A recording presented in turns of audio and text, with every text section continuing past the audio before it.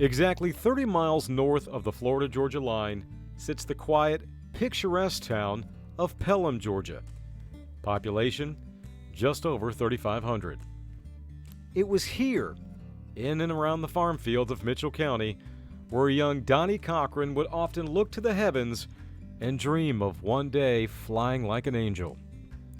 As fate would have it, Donnie not only got to fly like an angel, he became one.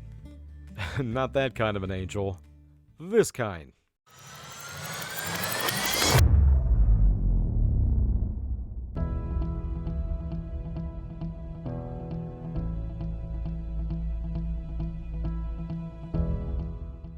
Invariably, during the course of every 3 or 4 weeks, we would have aircraft overfly the farm. I believe we were in an area of a military low-level training route because there were always Navy, Air Force, Marine airplanes that overflew the farm. They were all jets, very few props except crop dusters.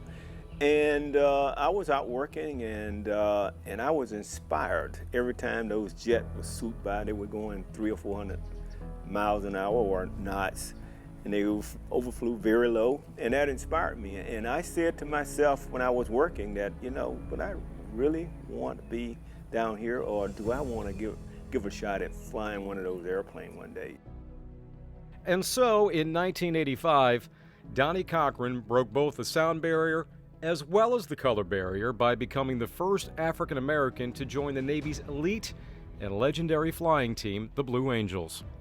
Nearly a decade later, 1994, Donnie would once again make history, this time as the first African-American commander of the Blue Angels.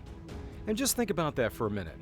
His trailblazing, crusade if you will, it all started on his father's okra farm.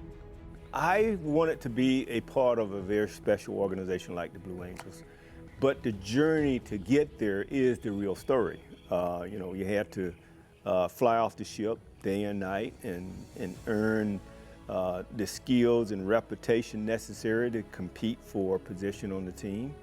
And once I was successful in acquiring the required skills, then I looked at that as the next step of the journey that I had set for myself. I thought I was on vacation when I joined the Navy because it was like, where is the real work going to start? But it was the dedication, the teamwork, the competency of getting the job done, the collaboration with not just your family members, brothers and sisters, but others to get the job done. So it was an amazing journey, starting on the farm to actually having an opportunity to fly one of the branches of service that I wanted to fly, and in the type of aircraft that I wanted to fly, which was jet. So as you can see, Donnie Cochran has lived quite the life, the kind of life people write books about. Which brings us to this, a book Donnie wrote about his own life, called Glad to Be Here, My Lessons Learned as a Blue Angels Flight Leader and Pilot. When I asked Donnie what lessons farmers can learn from this book, he said it's not about what farmers can learn from me, it's about what we can learn from farmers.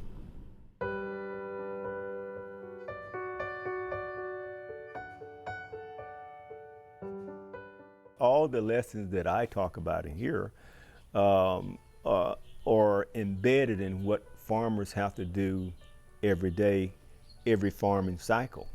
I talk about the 5 C's of teamwork, for instance, or individual accountability or leadership or trust. All of those values are required for you as a farmer. I mean, because you cannot do it by yourself.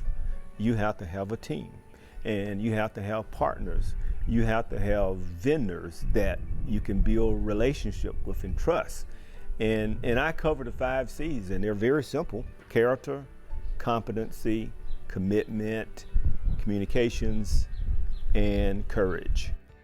And courage is something Donnie definitely had as a pilot, especially when you consider he made nearly 700 landings on aircraft carriers, as well as those hair-raising wingtip-to-wingtip formations as a Blue Angel. But with his military career now behind him, Donnie's flying days are pretty much over.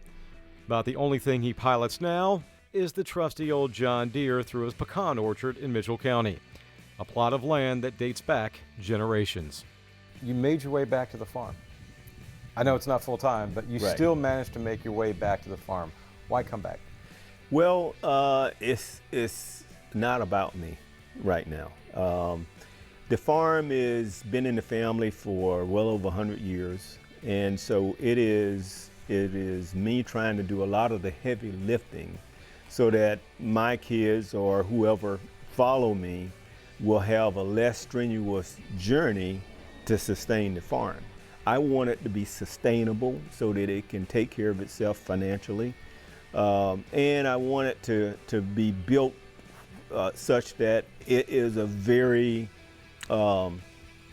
good-looking place. I mean, I'm very big on aesthetics and how things look, and I want it to look good. In Mitchell County for the Farm Monitor, I'm Ray DeLesio.